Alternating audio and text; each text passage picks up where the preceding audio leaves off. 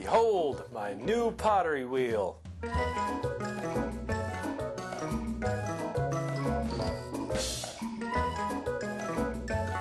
If you remember, like 3 months ago or something, I made a pottery wheel out of a washing machine and a razor scooter. And while it is truly excellent, it also kind of sucks a lot. I was able to make a bunch of pottery. I'll show some pictures up on the screen. I like how it's been turning out. Thought it was okay. And then I had a chance to try an actual pottery wheel and it made me cry. So I'm going to try to make a different kind of wheel, and it's not going to be from a washing machine. So to show you my design, let's cut to the drawing fridge. Okay, so basically I'm going to do a side view here. I'm going to need a bunch of plywood sheets stacked kind of like this. Now these are all going to be circles. Okay, so imagine these are just layers of plywood discs stacked up on top of each other. And there's another one up here of a bunch of plywood discs. These have a platform. There's like a stationary platform underneath with a shaft that goes up the middle. Shouldn't have put the lines. It makes it hard to see. With a flange bearing underneath both. Flange bearing, and connecting the top and bottom are usually 4 dowels. So with this extremely difficult to see drawing, imagine this top and bottom connected by the dowel spins. This shaft is stationary. Now this is kind of an Asian design. There's a lot of different dimensions. Some are shorter and wider, some are taller and skinnier. I will put a link down below to a video of a guy alive right now who uses kind of one of these about the dimensions I shot for when I drew it all up. I'm going for a 14-inch diameter top. So that gives you plenty of room, but also, more importantly, it's like a huge flywheel, top and bottom. And you sit kind of on a chair, you know, and then you kick this, you work on the top, and the flywheel keeps it spinning. You can reverse direction, obviously, when you kick. That keeping itself spinning is where my washing machine razor scooter pottery wheel really fails. It doesn't have the power. I don't know who invented this kind of kick wheel design, because like I said, they've been in use for like literal millennia. Now, how am I going to make that big sheet into these discs? I can hear you skeptically asking. Well, I've already figured that out, and here's the answer. A router on a board. Now this is going to be a very rare event, me using a woodworking power tool. I generally don't like to use power tools with woodworking, especially the router. I have a 9.5 fingered uncle who lost a fight with a router once, and I'm kind of nervous to use them ever. But here's basically how it works. I took this thing, I made this, that's why it looks so crummy. I attached it. These routers have threaded holes in them, at least this one did. I made a template, attached it, made this long thing, put some holes in it.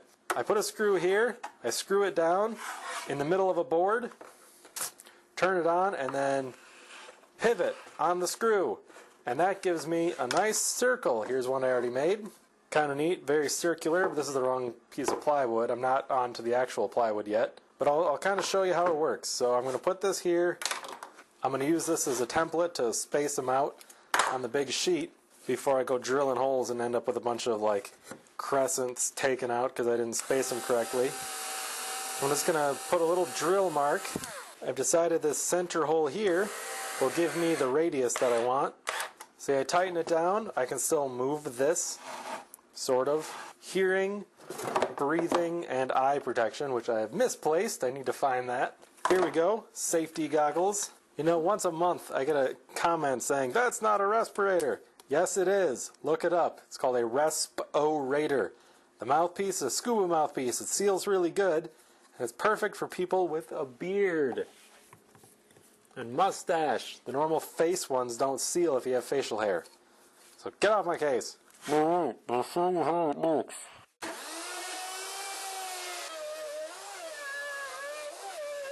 Okay, well that would be brilliant if I had the depth set right.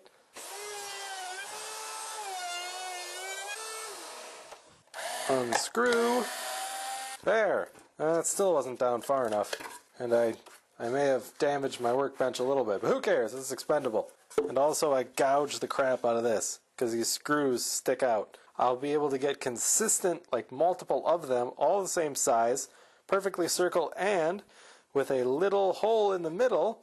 So when I go to drill anything, any of the larger holes to pass that shaft through, I can guide it by this hole where the screw is and know that that hole is definitely exactly dead center in this circle. Now I just have to repeat this on that whole sheet. This might take a while. I'm probably just going to cut until I have a stack and pretend I Martha Stewart it. Here's what I prepared earlier. Oh, and by the way, probably should have mentioned it, that's marine grade plywood. Sort of. It's thicker laminations and has waterproof glue and no other features that they say of marine grade plywood because Menards doesn't always tell you the truth about the plywood you're buying. But that's fine. That's fine. I'll live. It was way cheaper than marine grade plywood should be. Okay, enough blabbering. Prepare for the jump cut to when it's done. Now! Ta-da! Here we go. I got more of them too, but I think I'm just going to use this many. I want to put 7 on the bottom, 7 on the top. And if you saw the design, which is hidden over on the fridge over there, there are some poles that connect the top and bottom. There are some poles, but they need some holes. Hey, that rhymes. That was really clumsy phraseology there. But anyways, I'm going to make holes using this. Framing. Okay, so here's the plan. There's a hole in the middle. These holes got kind of egged out. Turns out that jig I made really sucks. So I'm glad I didn't videotape recording it. Don't make it. There's lots of videos of other people making similar ones. Just make one of theirs. So that's it. It caused a whole bunch of unevenness and crazy chunking. And my solution was to ignore it, carry on anyway, make future me worry about it.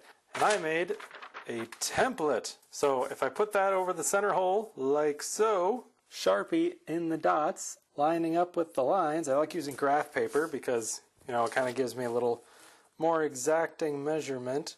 Speaking of measurement, I don't know what it is on a side here, but I know from dot to dot, this angle, that's 6 inches, 4 1/4. There you go. My drill press will not make it to the center. This distance here is just too great. It will make it here. So how am I going to do that? I'll show you real quick. Here's my beautiful Montgomery Ward's drill press. The chuck key is gone. Here it is, fell out. This needs to be in there or it won't let me switch it on because of safety. Still won't let me switch it on. There we go. Okay, we're good. Okay, first I'm going to drill these 4 holes. Now this is called a Forstner bit. It's 1 inch, and I really like Forstner bits for a couple reasons. 1, they make really clean holes. 2, they don't plug up with sawdust. It kind of shoots it all out the top. And 3, it has a little brad point in the bottom, so you can like line it right up. That's exactly where I want it. You can't see because you're on a camera over there, but I can see, and I'm the important one here. Now, I don't have any way to hold this down, which seems kind of dangerous.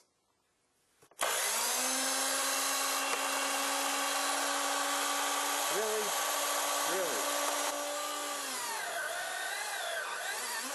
Just remembered I need something under there. I have this set so I can't drive that into the bottom. There we go. Line that right back up again in the hole. Some videographer I am. My arm was blocking everything I was doing there. Okay, next.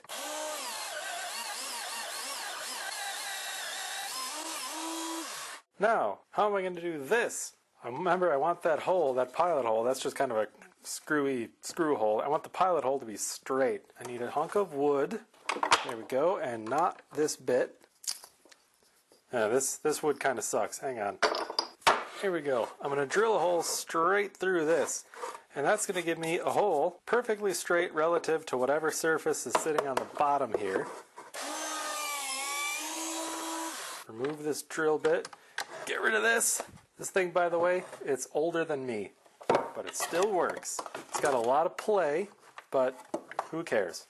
If I put the drill bit through here, this is the same drill bit that drilled this hole. This hole will hold it perfectly straight relative to this base. So if I line that up with the hole and drill, I think I need a longer drill, but I've just put that hole perfectly straight into that surface. You know? Kind of, oh, it didn't go all the way through. That kind of sucks. There we go. Boo, and now it's dead center and straight, that hole is. Probably shouldn't spin it on the drill bit like that. That's probably not good for the drill bit. Okay, now we got to do this whole thing 5 more times. So I have work pen. This, you can't see that at all. The top and bottom's made out of 7 layers. I want to drill these holes into 3 on top and bottom. 3 layers. So I need 6 of these with these holes in them, and then all of the 7 and another couple on the top to have the big hole up through the middle. And the top bunch aren't going to have any holes at all. Did you get that? I mean, this wonderful diagram should explain it perfectly. Now, the hole up the middle doesn't have to be all that great because they're going to be the flange bearings holding it up, not the pole. So, yeah, so drilling this kind of hole here isn't as critical. I'm going to flash forward. I feel like this is happening a lot, where I do one and then cut to the end, but you really don't want to see me do this like a whole bunch more times, do you? Eh? Ta-da!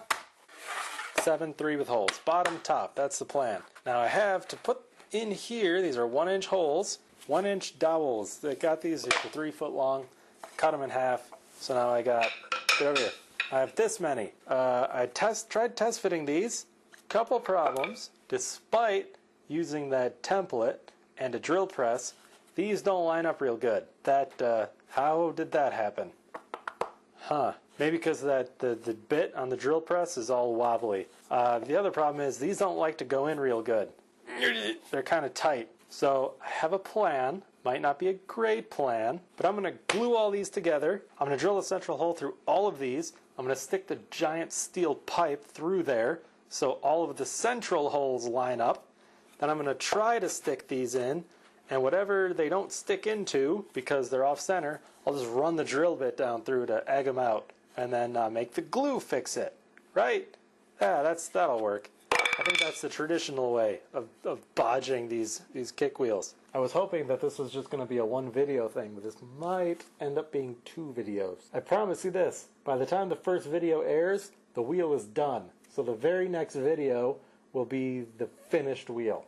Deal? Here is the big honkin' steel pipe. It's a 1-inch steel pipe. I have 2 flange bearings. I already checked. They fit the shaft very nice and tight. They have set screws also. These fit through the 1-inch hole quite well with some play. These must be a little bit bigger than 1 inch. False advertising. One of the few times you don't want a rod to be a little bigger than advertised.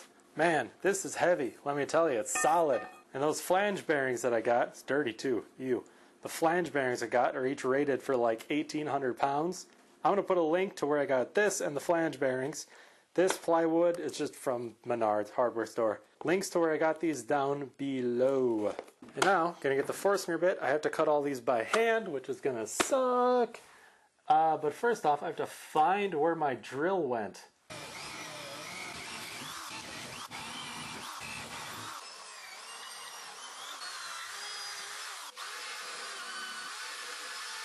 Ta-da! Here we go. I put the pole through the middle, and I kind of drilled these, ended up egging them out just a little bit, and now we're going to stick them together with the rod through the middle. Going to do something here called glue and screw. I'm going to have to take some of these off the top though. I put a line on the back of all of these so I knew which way they go on. Alright, so the essence of it, bunch of glue, slap things together, big screws to hold it together. The screws hold everything tight while it dries. You don't have to worry about warping or anything moving around. Or really, you don't even have to wait for everything to dry. You can just proceed because the screws are holding it. The glue just makes it stiffer later. I'm using Titebond 3 Ultimate Wood Glue. In every test I've seen of this, the glue joint is stronger than the wood itself. It's also waterproof, exterior, and other words that the marketing put on here. No need to be shy with this stuff, although I should probably keep it off the concrete. I've spilled some of this on concrete before. And when I tried peeling it up after it dried, it ripped up the top layer of concrete. Make sure it's all nice and smeared. Geez, I hope this bottle's enough. Splat! I'm going to try to work quickly so I can get all the layers on before the lower one's set. You have a few minutes of working time with this stuff, but I just don't want to push it because, like I said, once it sets, it sets. I have another bottle of this somewhere, though. No, don't you do this to me. Now it's time for this, to align all the pieces.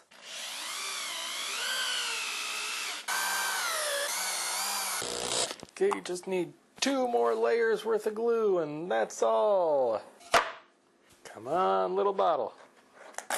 Aha, I knew I had more. It's good because I just ran out. Here's a tip. Spit on this. The water lubricates it. Goes in better. There. I promise I didn't have to make it sound that gross, but I totally did for fun. Okay, remove the pole and let it dry. So this is the top part, and only the 3 here have holes. The rest are just solid discs. I also don't want any screws near the top part. Now, back when I used to make longbows, I would go through a whole bunch of tight bond because I would glue up laminations, or a lot of the bows weren't even laminated. They were single piece, but I would glue on like extra wood by the handle, or I would glue on just 1 strip of hickory for a backing. Hickory, by the way, great tension resistance, good density, great impact resistance, very hard on your woodworking tools.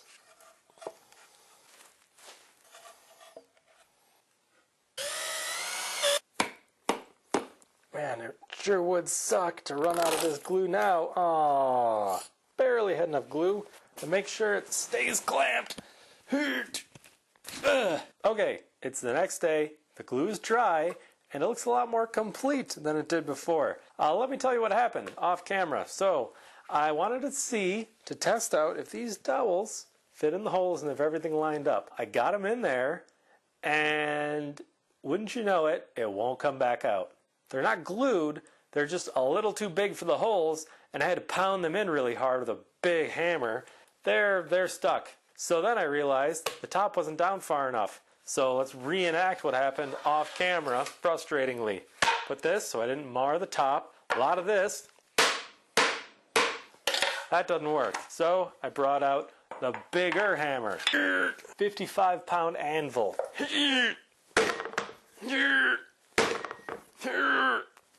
Right about the time my spine was breaking, I decided, you know, that looks about the perfect height. I'm going to stop right there. Because if I have to go any further, I am going to die. However, I now know that this whole thing can handle some idiot pounding on it with a 50-pound chunk of steel. So pretty sure it's going to be strong enough to handle a little bit of clay. I need a chiropractor. Any of you chiropractor, come here right now and fix my spine, please. Thank you.